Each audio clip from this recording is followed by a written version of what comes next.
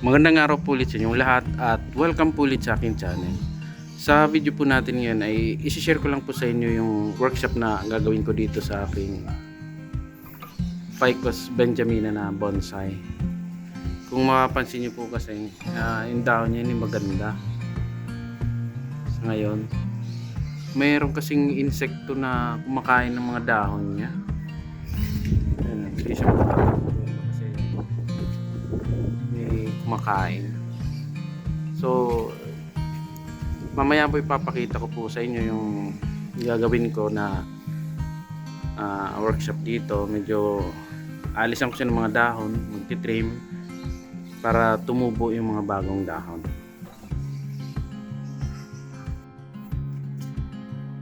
Bale, ang gagawin ko dito, halimbawa ito sample lang.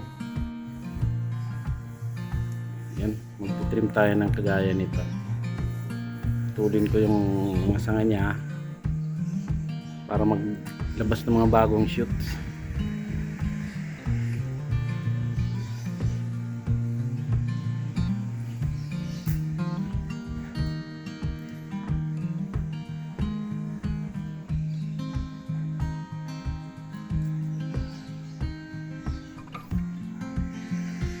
So bali ganyan yung gagawin ko sa kanya.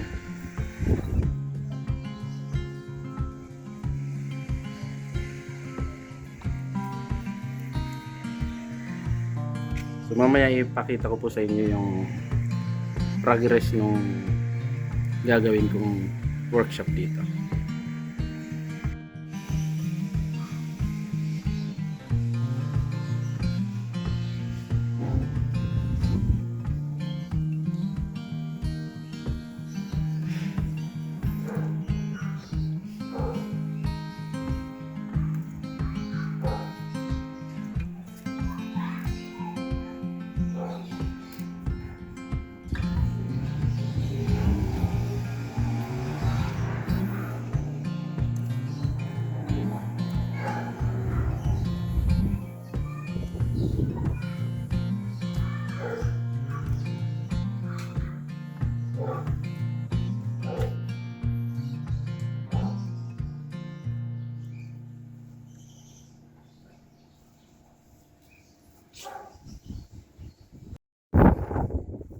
Wala, ipakita ko rin sa inyo yung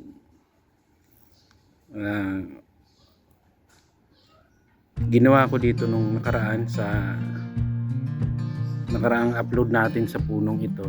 Ito yung mga kinerve ko dito sa trunk niya para kahit paano ay magkaroon ng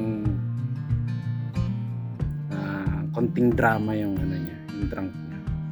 Eh medyo ano na siya, naghihilom na yung mga gilid, so hindi magtatagal ito, magsasara ito. Kagaya rin ito, ang kapal na nung parang labi ng sugat niya. So maghilo man yan, at least meron ng ano, maghilo man itong inukit kong ito, pero yung trunk niya ay mayroon ng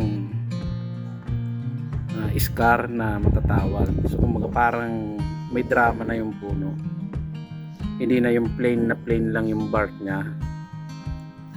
So yun yung purpose naman talaga nitong ginawa kong pag-uukit sa trunk niya.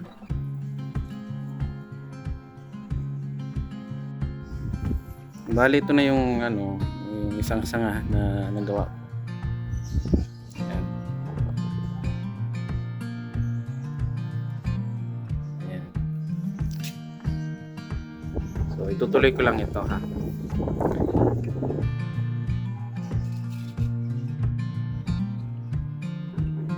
So ito natapos ko na rin yung isa pang sanga.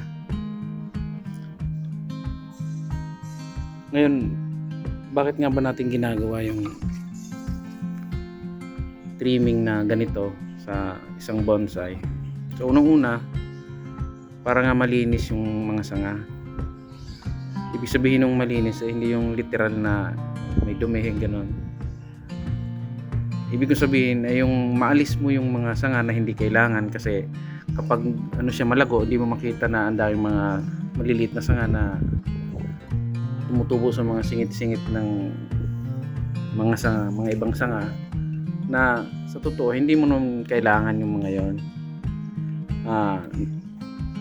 Nagmumukha lang masyadong siksik, pero pag kinalbo mo siya, inalis mo yung mga dahon, makikita mo yung total forma ng bonsai na ang daming sanga na kumbaga pangit tingnan, hindi siya maganda, hindi naayon sa flow ng sanga or hindi naayon doon sa design na gusto mo, kaya inaalis natin yun. Isa pa, kaya natin tinitrim yung bonsai na ganito ay para makat back yung sanga, mapa-atras natin, kasi pag hinayaan natin yun, may pahaba ng pahaba ang mga sanga niyan. So pag tinitrim natin na ganito, bumabalik siya sa compact na ayos niya. At nagiging din, maliliit din yung dahon bilang epekto ng palaging pagtitrim na ganito. Lumiliit yung dahon ng mga bonsai.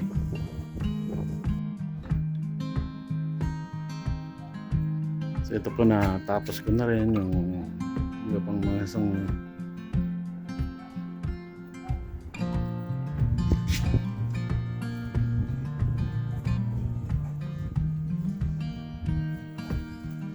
So meron pa sa taas, sa bandang taas may tatapusan.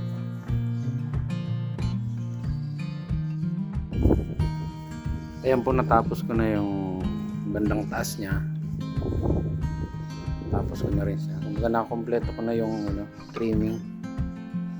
Medyo binawasan ko yung height, pinutol ko yung dito para medyo sumakto. Para sa akin, sa tingin ko masyadong mataas yung kanina, kaya pinutol ko.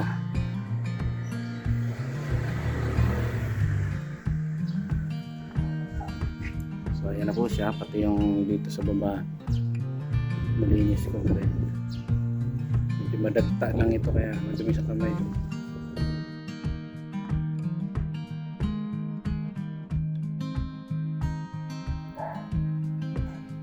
So yun lang po para sa video natin ngayon. Muli po ay maraming salamat sa inyong panunood at happy bonsai po sa inyong lahat.